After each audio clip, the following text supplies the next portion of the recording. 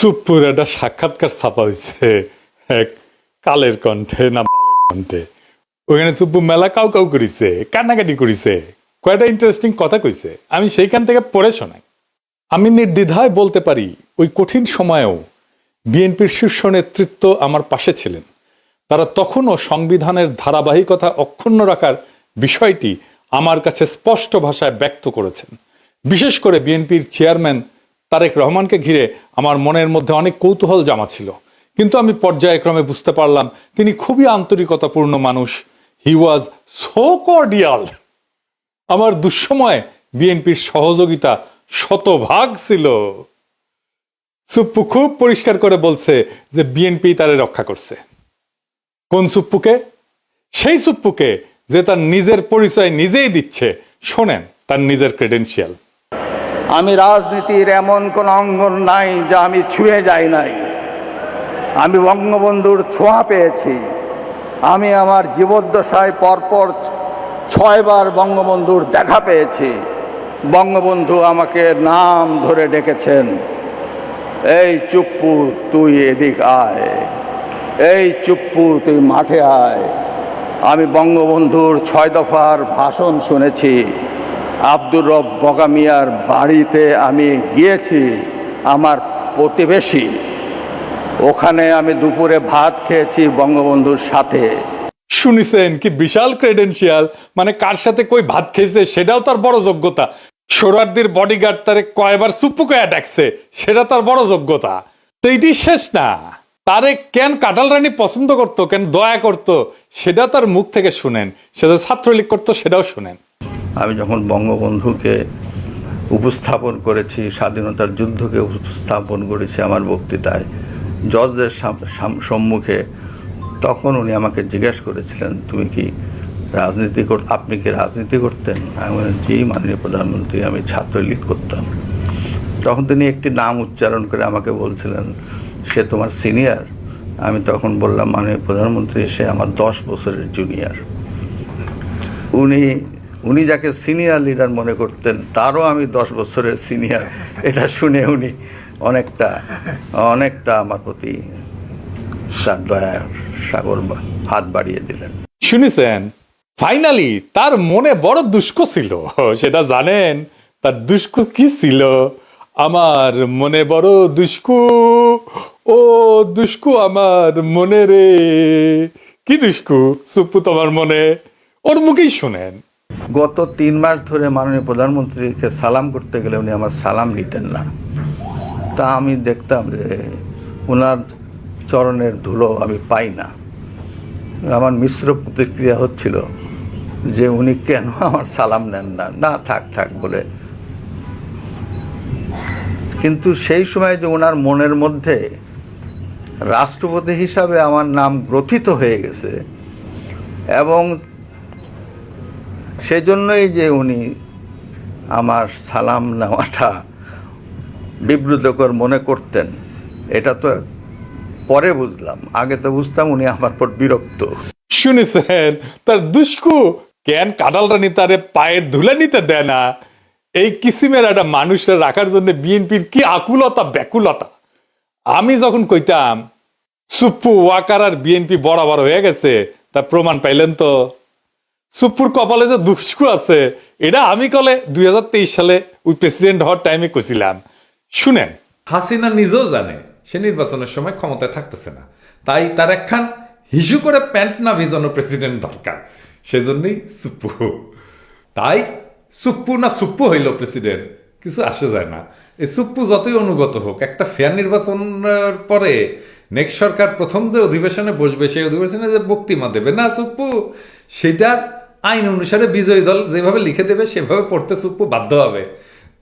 তারপরে কিন্তু বিজয়ী দল ইমপিচ করতে পারবে। সুপ্পুরে ইমপিচ করার মতো মেলা জিনিস আছে কিন্তু বিরোধী দলের হাতে। সুপ্পুর কপালে আগের দুঃখ আছে, হাসিনা বুঝবে, আয়রে কি শখ কইরা আমি বানাইছিলাম প্রেসিডেন্ট, সে এখন আমার গালি দিতেছে সংসদে দাঁড়ায়। তা আজ দেখলাম খুব হাসতেছে সুপ্পু। আইসা নাও, পরে কান্দিবা, যত হাসি তত কান্না, কইয়া গেছে রামসন্না। শুনিছেন? ঠিকই গুনে গুনে 3 বছর আগে কইছিলাম কলে মিলিল এবার। এখন দেখা যাক বিএনপি কি ড্রাফট করে দেয় তার বক্তৃতার খেয়াল রাখেন।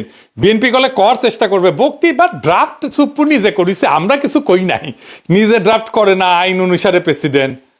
আগে জানায় রাখলাম জুলাই বিপ্লব নিয়ে কি বলে সুপ্পু, জুলাই সনদ নিয়ে কি বলে, হাসিনার ফ্যাসিবাদ নিয়ে কি বলে, গুমখুন নিয়ে কি বলে, হাসিনার বিচার নিয়ে কি বলে, এগুলো খেয়াল রাখবেন, কারণ ওইটা ড্রাফট করে দেবে বিএনপি নিজে, তারেক রহমান ওটা অ্যাপ্রুভ করবে। এটা মাথায় রাখেন সুপ্পু কি বলে সেটাই বিএনপির কথা। সুপ্পু এটা চোর, ঘুষখোর, অর্থ পাচারকারী, দাগী অপরাধী এবং মিথ্যাবাদী। জেনে বুঝে বলতেছি, ওই তো দুবাইয়ের রেসিডেন্ট, জানেন না? ও দুবাইয়ের রেসিডেন্ট কলে ওই বিচারক হিসেবে প্রথম কর্মজীবনে ছিল চরম ঘুষখোর এবং দুর্নীতিগ্রস্ত এক অমানুষ, টাকার বিনিময়ে রায় বিক্রি করত। তার দ্বিতীয় কর্মকর্তা হচ্ছে দুদকে যোগ দেওয়ার পরে দুর্নীতির মামলা এবং অভিযোগ ফয়সলা করত অর্থের বিনিময়ে, টাকা পয়সার বিনিময়ে। এ প্রসঙ্গে আবার পরে আসবো। আর তৃতীয় কর্মস্থল হচ্ছে এস আলমের দখলকৃত ইসলামী ব্যাংকের ভাইস চেয়ারম্যান ছিল, দেশের ব্যাংকিং সেক্টরে লুটপাটের শীর্ষ সহযোগী ছিল সে। খুনি হাসিনার ফ্যাসিস্ট দুঃশাসনের এই নরাধমের চতুর্থ অপরাধ কর্মের জায়গা হয়ে উঠছিল দেশের রাষ্ট্রপতির শাসন। তো এই যে মিথ্যাবাদী, এটা চরম মিথ্যাবাদী, এটা দেখাই দেবো। আচ্ছা দেখাই দিয়ে, এই যে সাক্ষাৎকার দিচ্ছে না, এটা কি কইছে দেখেন। এই যে দেশের বিভিন্ন জাতীয় গুরুত্বপূর্ণ দিবসগুলোতে রাষ্ট্রীয় ক্রোড়পত্র প্রকাশিত হয়, সেখানে রাষ্ট্রপতির ছবি ও বাণী দেওয়া বন্ধ করে দেয় অন্তর্বর্তী সরকার। ক্রোড়পত্র ঠিকই প্রকাশিত হয়, তাতে আমার বাণী দেয় না। আপনারা খোঁজ নিয়ে দেখেন গত 1.5 বছরে আমার কোনো বাণী গেছে কি না। আচ্ছা আপনারাই দেখেন, আপনারা দেখেন কত বড় মিথ্যাবাদী। গত বছর স্বাধীনতা দিবসে ওর বাণী দেখেছেন, এই যে বিজয় দিবস ক্রোড়পত্র ওর বাণী দেখেছেন। 5ই আগস্ট জুলাই অভ্যুত্থান দিবসেও তার বাণী ছাপা হয়েছে দেখেছেন। কেমন ডাহা মিথ্যা কথা বলে দেখেছেন। আচ্ছা এডিটর সাহেব, আমি কি সুপ্পুরে গালি দিতে পারবো? পারবো না কেন? রোজা রমজানের দিন তাই। ও আচ্ছা ঠিক আছে, আপনার কথা মেনে নিলাম, সুপ্পুরে গালি দিলাম না। এবার আসেন, কাটারানি আমগের দেশে প্রেসিডেন্ট বানিয়েছিল কোন কিসিমের মালকে, আর বিএনপি যার প্রেমে দেওয়ানা সে কেমন মাল সেটা আমরা দেখি। সুপ্পু 71 সালে মুজিব বাহিনীতে জয়েন দেয়, ওই তারপরে ইন্ডিয়ার দেরাদুনে ট্রেনিং করে। এই ট্রেনিং এর বন্দোবস্ত করে কে জানেন? ভারতীয় গোয়েন্দা বাহিনী রয়ের জেনারেল উবান, সে ছিল ট্রেনার। মুজিব বাহিনীর উদ্দেশ্য ছিল স্বাধীনতা যুদ্ধকালে বাংলাদেশে যে বিপ্লবী যুব সমাজের উত্থান হয়েছে তারে খতম করা, মানে বামপন্থীদের খতম করা। এই উদ্দেশ্যে স্বাধীনতার পর রক্ষী বাহিনী গঠন করা হয় এবং তারা কিন্তু 30,000 যুবককে হত্যা করে সে সময় মুজিবের আমলে, শহীদের বডিগার্ডের আমলে। এই রক্ষী বাহিনী তৈরি হয় মুজিব বাহিনীর সদস্যদের দিয়া, মানে সুপ্পুর ভাই ব্রাদারদের দিয়া। সেই রক্ষী বাহিনীকে জিয়াউর রহমান আর্মিতে আত্মীকৃত করে। সোহরাওয়ার্দী বডিগার্ড জয় বাংলা হয়ে যাওয়ার পরে জিয়ার আমলে যতগুলা মিলিটারি কু হয়েছে সেগুলোতে রক্ষী বাহিনী থেকে আসা লোকজন যুক্ত ছিল। জিয়া যে লাস্ট কুতে মারা যায় সেখানেও রক্ষী বাহিনী থেকে আসা অফিসার ছিল কিলিং স্কোয়াডে, যে জিয়াকে খুন করেছে। এটা খালেদা জিয়া ঠিকই বুঝেছিলেন, তাই তিনি কইছিলেন যে সাপকে বিশ্বাস করা যায় কিন্তু আওয়ামী লীগকে বিশ্বাস করা যায় না। যার মধ্যে আওয়ামী লীগের বিন্দু মাত্র জিনিস আছে, চিহ্ন আছে, তারে বিশ্বাস করা যায় না। শুনেন, সাপকেও বিশ্বাস করা যায় কিন্তু আওয়ামী লীগকে বিশ্বাস করা যায় না। আওয়ামী লীগ নিজের স্বার্থের জন্য দেশটাকে পর্যন্ত বিক্রি করে দিয়ে ক্ষমতায় থাকতে চাইবে, লেঙ্গুর মতো তার হয়েছে। কাজে এই আওয়ামী লীগকে বিশ্বাস করেন না। শুনেছেন? আর এখন সেই জিয়া এবং খালেদা জিয়ার পুত্র তারেক রহমানের আওয়ামী লীগ ছাড়া চলেই না। হ্যাঁ, যাই হোক, সুপ্পুতে ফিরে আসি। 72 সালে সুপ্পু পাবনার এডওয়ার্ড কলেজ থেকে বিএসসি পাশ করে। ওই পরীক্ষাটা ছিল নকলের জন্য বিখ্যাত, একেবারে আপনারা সবাই জানেন, মুরব্বীদের জিজ্ঞেস করেন, সব কটা নকল করে পাশ করেছে। 75 সালে সে পাবনার আমিনউদ্দিন আইন কলেজ থেকে LLB ডিগ্রি পায়, মাশাআল্লাহ। 82 সালে সে BCS বিচার ক্যাডারে যোগ দেয়, একটা স্পেশাল ক্যাডার সার্ভিস হয়েছিল। পরবর্তীতে জেলা জজ হিসেবে দায়িত্ব পালন করে। এই হইল দিয়া তার বিদ্যা অভিজ্ঞতার দৌড়। আগে যারা বিচার বিভাগ থেকে রাষ্ট্রপতি হয়েছিলেন তাদের শিক্ষা জীবনের সঙ্গে এই নকল বা সুপ্পুর তুলনা করলে লজ্জায় মাটিতে মিশা যাওয়া ছাড়া আর কোনো উপায় থাকে না। সে বিচারপতি আবু সাইদ চৌধুরী থেকে বিচারপতি শাহাবুদ্দিন আহমেদ পর্যন্ত সকলেই ছিলেন হাইকোর্ট সুপ্রিম কোর্টের বিচারপতি, কেউ কেউ ছিলেন প্রধান বিচারপতি। আর কাঁঠাল রানী উপসচিব পর্যায়ে অবসরপ্রাপ্ত এক দুর্নীতিগ্রস্ত বিচারপতিরে বাংলাদেশের সর্বোচ্চ পদে নিয়োগ দিছিল। এই কইরা পদটার যে কি পরিমাণে অবমূল্যায়ন হয়েছিল সেটা আমাদের ধারণারও বাইরে। দেখেছেন তো কেমন মিছা কথা বলে, চোখে চোখে মিছা কথা বলে। এটা বাংলাদেশের রাষ্ট্রপতি। এরকম একটা মিছা কথা বললে তো মিডিয়াতে হইচই পড়ে যেত দুনিয়ার যে কোনো সভ্য দেশে। কিছু হয়েছে? এরকম একটা মিছা কথা বলছে। 2001 সালে নির্বাচনে পরাজিত হওয়ার পরে আওয়ামী লীগ অভিযোগ করে যে বিএনপি, আওয়ামী লীগ এবং সহযোগী সংগঠনগুলোর নেতাকর্মীদের উপরে হামলা করছে। পরবর্তীতে আওয়ামী লীগ যখন ক্ষমতায় আসে 2008 সালে, তখন ওই অভিযোগ তদন্তের একটা কমিশন গঠন করে। সেটার প্রধান হিসেবে শাহাবুদ্দিন সুপ্পুরে নিয়োগ দিছিল কাটাল রানী হাসিনা। সে বিএনপির বিরুদ্ধে তদন্ত করেছিল, তদন্ত রিপোর্ট দিছিল। হাসিনা কত ঘনিষ্ঠ, কতখানি ডিপেন্ড করতো দেখেন, তার উপরে ডিপেন্ড করিচ্ছে তারেক রহমান। দেখেছেন? 2011 সালে হাসিনা সুপ্পুকে দুর্নীতি দমন কমিশনের কমিশনার হিসেবে নিয়োগ দেয়। ওইখানে তার প্রধান কাজ ছিল পদ্মা সেতুতে যে বিশ্ব ব্যাংক দুর্নীতির অভিযোগ উত্থাপন করছিল না, সেটা তদন্ত করা।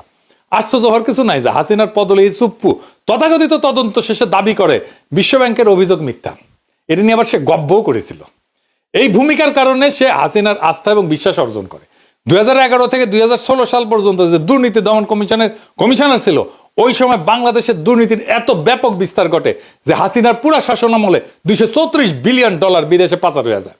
সুপ্পু এবং তার দুর্নীতি দমন কমিশনের সহকর্মীরা এই অভূতপূর্ব দুর্নীতির ঢাল হিসেবে ব্যবহৃত হয়েছিল। বুঝিস? বাংলাদেশ থেকে যে পাচার হয়ে গেছে অর্থ, সেইটা ঢাল ছিল এই সুপ্পু। পরবর্তীতে সুপ্পু এস আলমের মালিকানাধীন ইসলামী ব্যাংকের ভাইস চেয়ারম্যান পদে চাকরি নেয়। প্রেসিডেন্ট পদে মনোনয়ন পাওয়ার আগ পর্যন্ত এই পদেই চাকরি করত। আদানি যেমন মোদির ক্যাশিয়ার, তেমন এস আলমও কাটাল রানী হাসিনার ক্যাশিয়ার। জানেন তো এটা? শাহাবুদ্দিন সুপ্পুর নজরদারিতে ইসলামী ব্যাংক জয় বাংলা হয়ে যায়। এবং এস আলমের সাথে আমাদের শিলং সালাউদ্দিনের একটা ঘুটু আছে, জানেন তো? এই জন্য এইটাই হইতেছে আসল ব্যাপার। বুঝিসাও? তার সাথে কেন বিএনপির এত সম্পর্ক? এই যে কালের কণ্ঠে সাক্ষাৎকার নিল, ওই একই বসুন্ধরা গ্রুপের দৈনিক বাংলাদেশ প্রতিদিনে 2023 সালের 12 ডিসেম্বরের লেখা লিখেছিল উপসম্পাদক হিসেবে। এসুপু কেন 2024 সালে হাসিনা জরুরি, কেন হাসিনা ক্ষমতা টানতে হবে, সেটা লিখেছে। সে কইছে 2001 থেকে 2006 সাল পর্যন্ত তৎকালীন বিএনপি জামাত সরকারের দুঃশাসন এবং পরবর্তীতে তথাকথিত তত্ত্বাবধায়ক সরকারের কর্তৃত্বে দেশের সমাজ, অর্থনীতি ও রাজনীতিতে যখন অন্ধকার নেমে এসেছিল, ঠিক তখনই প্রায় 3/4 মানুষের সমর্থন নিয়ে ত্রাণকর্তার ভূমিকা অবতীর্ণ হয়েছিলেন বঙ্গবন্ধু কন্যা দেশরত্ন শেখ হাসিনা। 21 শতকে বাংলাদেশের ঘুরে দাঁড়ানো মূলত সেইখান থেকেই শুরু। না না, এটি শেষ না, আরো আছে, আরো আছে, রান্নাঘরে আরো আছে। সে তারেক রহমান খালেদা জিয়ার নিয়ে কি বলেছিল, আসেন সেটা ওর পড়তেছি। সে খালেদা জিয়া তারেক রহমানকে নিয়ে কইছিল, সভা সমাবেশে আওয়ামী লীগ বিএনপি হাক ডাক যাই হোক, নির্বাচন নিয়ে নিকট অতীতের সবচেয়ে সুন্দর মন্তব্যটি করেছেন আওয়ামী লীগ সভানেত্রী প্রধানমন্ত্রী শেখ হাসিনা। তার ভাষায়, দেশের মানুষ বিএনপির সময় কি পেয়েছে আর আওয়ামী লীগের সময় কি পেয়েছে সেটার তুলনা করতে হবে। জনগণ কাকে ভোট দেবে, আওয়ামী লীগের বাইরে আর কে আছে? কারা, কেন, কি কারণে, কোন সুখের স্বপ্নে, কোন আশায় বিএনপিকে ভোট দেবে? ভোটের হিসাব নিকাশ যদি বাদও দেওয়া হয় এবং বিএনপি দ্বাদশ জাতীয় সংসদ নির্বাচনে অংশও নেয়, তাহলে তাদের দলের প্রতিনিধিত্ব করবেন কে? একদিকে একজন এতিমের টাকা আত্মসাৎ করে দুর্নীতির দায়ে সাজাপ্রাপ্ত, মানে খালেদা জিয়ার কথা কইছে, অন্যজন 21শে আগস্ট গ্রেনেড হামলা, 10 ট্রাক অস্ত্র মামলার সাজাপ্রাপ্ত আসামি হয়ে দেশান্তরে। সম্প্রতি তার বিরুদ্ধে গ্রেপ্তারি পরোয়ানাও জারি হয়েছে। দেখিস কি প্রেম! তারেক রহমান তো প্রেমের দেওয়ানা সুপ্পুর, কিন্তু সুপ্পুর কেমন প্রেম সেটা দেখিস। বড় প্রেম তো কাছেও টানে না, দূরেও ঠেলিয়া দেয়। এই সুপ্পুরে নিয়ে প্রেম কেন বিএনপির এত? আমরা যখন সুপ্পুর অপসারণ চাইতেছি, সেই টাইমে তারেক রহমানের সাথে আমার একটা মিটিং হয় জুমে। আমি তারেক রহমানকে বলছিলাম যে সরাসরি আপনারা তো সুপ্পুকে ডিফেন্ড করতেছেন, কেন করতেছেন? তো উনি বলছিলেন, দেখেন দাদা, উনি আমার দাদা বলেই ডাকতেন, আপনি যেমন দেশে ফিরতে চান, আমিও ফিরতে চাই, আমার মেয়েটাও দেশে ফিরতে চায়, ও ছোটবেলায় চলে আসছে। প্রেসিডেন্ট অপসারিত হলে আমার সেই দেশে ফেরাটা ঝুঁকিতে পড়বে। আমি অন রেকর্ড বলতেছি, এই কথাই উনি আমাকে বলছিলেন। আমি বললাম যে আমি তো বুঝলাম না, আমি ওনারে ভাইয়া বলি, আমি তো বুঝলাম না, মানে আপনার কেন দেশে আছে ঝুঁকিতে পড়বে? তাই আবারও জিজ্ঞেস করলাম যে আমি যখন বুঝলাম না দেশে ফেরাটা কেন ঝুঁকিতে পড়বে, উনি বললেন যে বিস্তারিত বলবো না দাদা, কিন্তু আমি কনভিন্স যে এটাতে সমস্যা হবে। তো সমস্যাটা কি? সমস্যা হচ্ছে যে দেশ বদলায় যাইতেছিল, দেশটাকে আগের অবস্থায় ফিরে নিতে হবে। সেই আগের বন্দোবস্তে, দেশ সেই আগের বন্দোবস্তে ফিরে যাইতেছে। আওয়ামী লীগের অফিস খুলতেছে, ইনকিলাব আজাদি, এই সমস্ত শব্দ নিয়ে বিএনপির নেতার মধ্যে দেশ চুলকানি শুরু হয়েছে। ফুন্দের আলো দিল্লি স্টার আবার আগের চেয়ারে ফিরে এসেছে, এমনকি তারা লেখা ছাপাইতেছে ইনকিলাব আজাদি কেন আমাদের বলা উচিত না। এই নিয়ে যে ইনকিলাব জিন্দাবাদ স্লোগান বিএনপি নিজে দিছে, সে বিএনপি এখন সেটারে ডিজোন করতেছে। দেখিছে 4 আগস্ট সে ইনকিলাব জিন্দাবাদ স্লোগান দিয়া ফেসবুকে পোস্ট দেয়, আর এখন তার ইনকিলাবে চুলকানি হয়, রক্তক্ষরণ হয় নাকি? কোনটি থেকে রক্তক্ষরণ হয়? এত কিছু হইতেছে, আওয়ামী লীগের সাথে বিএনপির যোগাযোগের মাধ্যমকে সুপ্পুই ছিল মিডিয়াম অফ কমিউনিকেশন। সেই বাংলাদেশ ইন্ডিয়ান এস্টাবলিশমেন্টের সবচেয়ে বিশ্বস্ত লোক, তাই তাকে দরকার ছিল বিএনপির। বাংলাদেশে মুজিব বাহিনী হইতেছে ইন্ডিয়ার সবচেয়ে বড় স্ট্র্যাটেজিক অ্যাসেট। সুপ্পু মুজিব বাহিনীর সদস্য হিসেবে ইন্ডিয়ার সবচেয়ে বড় স্ট্র্যাটেজিক অ্যাসেট, এবং তার মাধ্যমে এই সমস্ত ভুটু হয়েছে। কারণ একটাই, সে পুরনো বন্দোবস্ত, পুরনো লুটপাটের জামানা আবার ফিরে আসতেছে। ওটা ফিরে আনাটাই ছিল আসলে বাংলার লুথার কিং এর প্ল্যান। এই কথাটা খুব স্পষ্টভাবে হাদি বলছিল। প্রফেসর ইউনূসের সরকার আর বিএনপি কেমনে জুলাইয়ের সাথে গাদ্দারির রাস্তা তৈরি করছিল শোনেন। আমি আপনাদেরকে বলে রাখি, যদি আওয়ামী লীগ কোনোদিন এই গণহত্যাকারীরা দেশে ফিরে আসতে চায় বা আসার কোনো অবস্থাও তৈরি হয়, তার দুইটা দায় সমানকে, দুইজনকে নিতে হবে। রাজনৈতিক দল হিসেবে সবার আগে তার দায় নিতে হবে বিএনপিকে। বিএনপির এই ব্লান্ডারের কারণে এই দেশে আওয়ামী লীগের আসার পরিস্থিতি তৈরি হবে। আর দ্বিতীয়ত, এই সুশীল এনজিওবাদী সরকার যে না পুলিশ সংস্কার করে, সে না পুলিশ নিয়োগ দেয়, না গ্রেপ্তার করে, না সে রুল করে, না সে কুইট করে, সে কিচ্ছু করে না, সে শুধু ফেসবুকে পোস্ট দেয়। শুনেছেন তো, এবার বুঝেছেন তো কেন হাদিরে মরতে হয়, কেন হাদিরে শহীদ হইতে হয়? বুঝেছেন? বিপ্লব এভাবে ব্যাহত হইয়া যায়। এখন প্রশ্ন করতে পারেন, আমরা কি এতদিন মিসাইল লড়াই করলাম? এত ছাত্র জনতা কি হুদাই জীবন দিল, রক্ত দিল? পৃথিবীতে কোনো রক্তই বৃথা যায় না, কোনো হাহাকার, কোনো কান্না চাপা পড়ে না। মজলুমের আর্তনাদ কোনোদিন বাতাসে মিশা যায় না, মজলুমের আর্তনাদ কোনোদিন পাথরের নিচে চাপা পড়ে থাকে না। 24-এর বর্ষা বিপ্লব একটা পুরা জেনারেশনকে পাল্টাই দিছে, তার মন মানসিকতা, তার চেতনাকে পাল্টাই দিছে। এই বদলটা বাংলাদেশের চেতনা থেকে কোনোদিন মুছে যাবে না। জুলাইয়ের সাথে গাদ্দারি করে বাংলাদেশে কেউ ক্ষমতায় থাকতে পারবে না, বিএনপিও না। কারণ জুলাই জিন্দা আছে, বিপ্লব জিন্দা আছে, শহীদেরা জিন্দা আছে। জুলাইয়ের সাথে গাদ্দারি করলে আবারও রাস্তায় নেমে আসবে আরো একবার সেই রুহানি প্লাবন, বাতিল রে ভাষায় নিয়ে যাবে আরো একবার। সেই দিন আমরা নিশ্চিত করব ফ্যাসিবাদের পুরনো বন্দোবস্তের সবকিছুকে আমরা সেই রুহানি প্লাবনের সাথে ভাষায় দেশটার জঞ্জাল সাফ করব। সেটাই আমাদের আজাদি। আজাদি জিন্দাবাদ, ইনকিলাব জিন্দাবাদ।